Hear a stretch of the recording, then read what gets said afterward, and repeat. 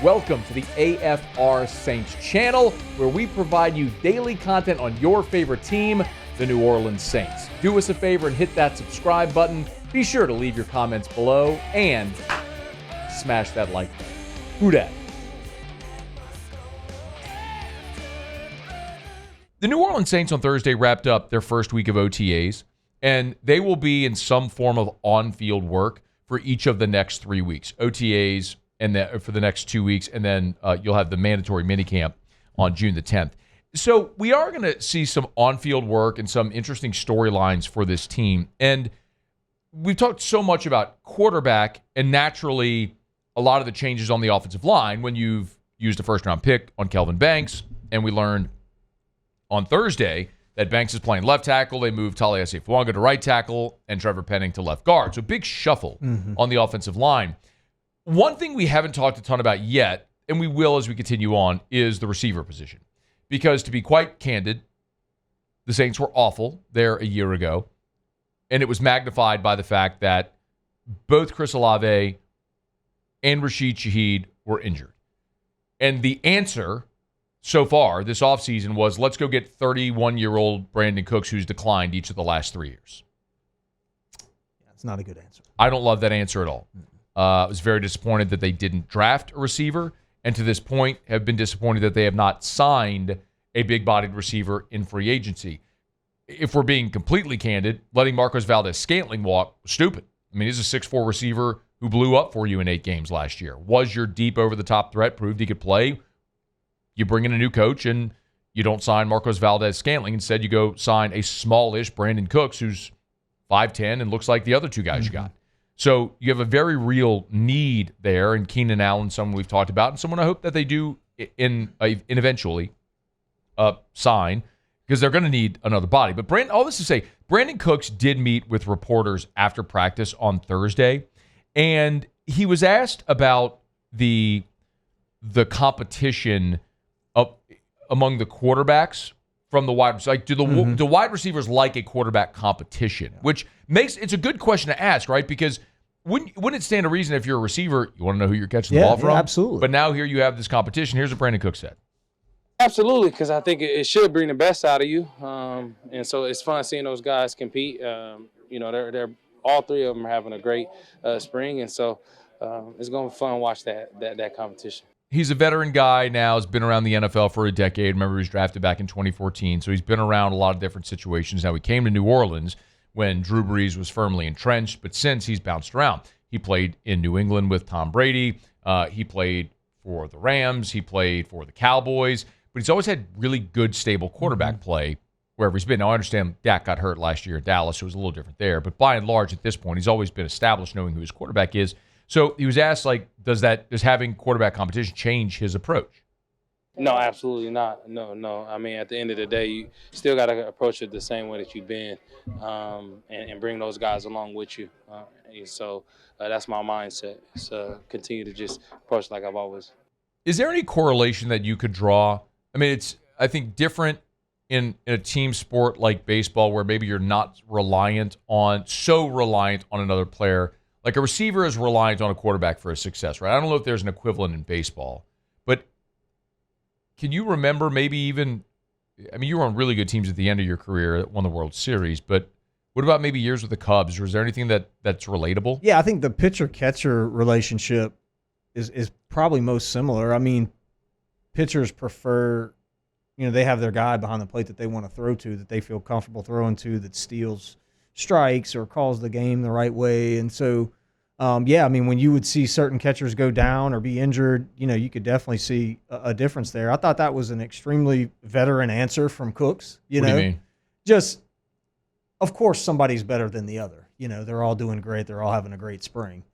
But I tell you, it's when you look at the relationship that the players have, quarterback and receiver, there's probably not one that's in any sport really that's dependent on the other that much. Oh, let me get the first example. Whenever we talk about this all the time, that comes to my mind is Randy Moss. Randy Moss goes to Minnesota and sets the league on fire. 1,300 yards as a rookie. then 14, 14, 12, 13, 16. He is beeline into the Hall of Fame, right? He is an unstoppable force in Minnesota. He missed 3 games in 2004, comes back in 2005, and traded him to Oakland. He had 1,005 yards his first season in Oakland, and then in 2006, he had 553 receiving yards. He went from, like, the greatest ever, literally, to He goes to New England with Tom Brady, 1,500 yards, 23 touchdowns, which led the league. Like, there is no position where it matters more than receiver. Like, who is throwing you the ball and your functionality in that offense? You are worthless. Yeah. You are worthless if there's not a quarterback to throw you the football. And so I look at this with Brandin Cooks and I go, he's a declining player to begin with. He's not going to elevate the young guy. He needs the quarterback to elevate him at this point in his career. I mean, I think it kind of goes both ways a little bit, though. I mean, somebody's got to catch it. Like, you got to be able to catch the ball, too, right? I mean, that's why I'm saying you got to have good receivers to help. Dude, think about Jaden Daniels in 2023 at LSU. I know I'm making a college analogy, but he was throwing him Elite Neighbors and Brian Thomas. I can remember how many times Neighbors would catch a ball off his shoestrings. You know, or how many times Brian Thomas was open by 10 yards. I mean, it makes your job much easier as a quarterback when you got guys that'll go make plays for you. Yeah. Brandin Cooks did also gave very quickly his thoughts on Rattler and Shuck. I mean, they letting it go. And they playing with a lot of confidence, both of those guys, and you can see the competition going on. They can definitely sling it. So, I look forward to continue to see that grow.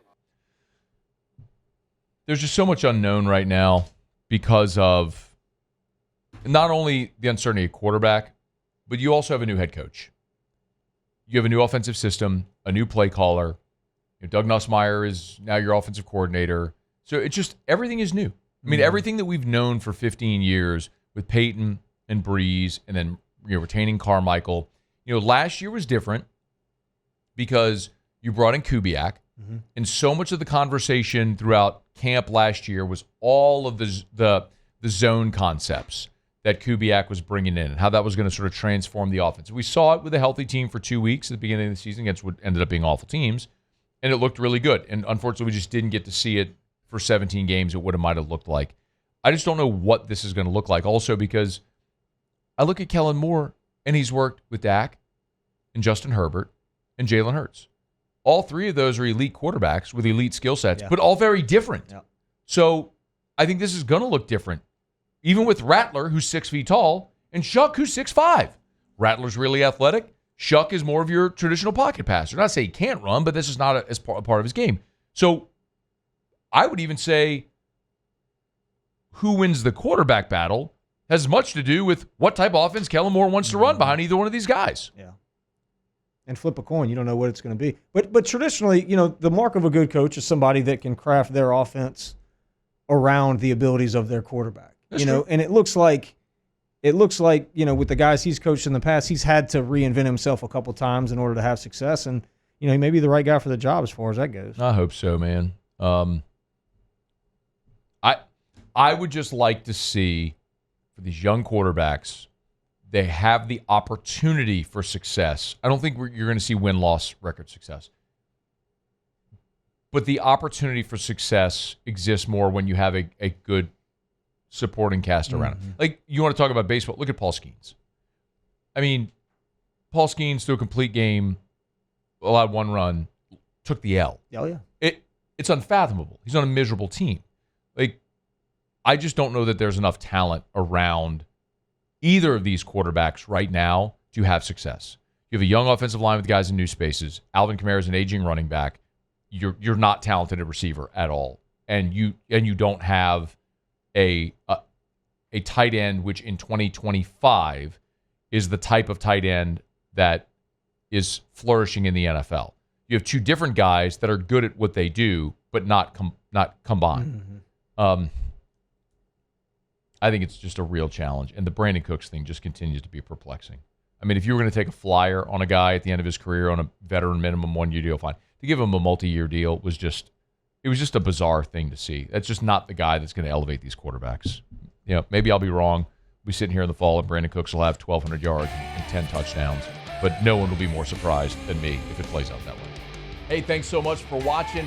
Please leave your comments. I love to interact. And be sure to hit the red subscribe button below.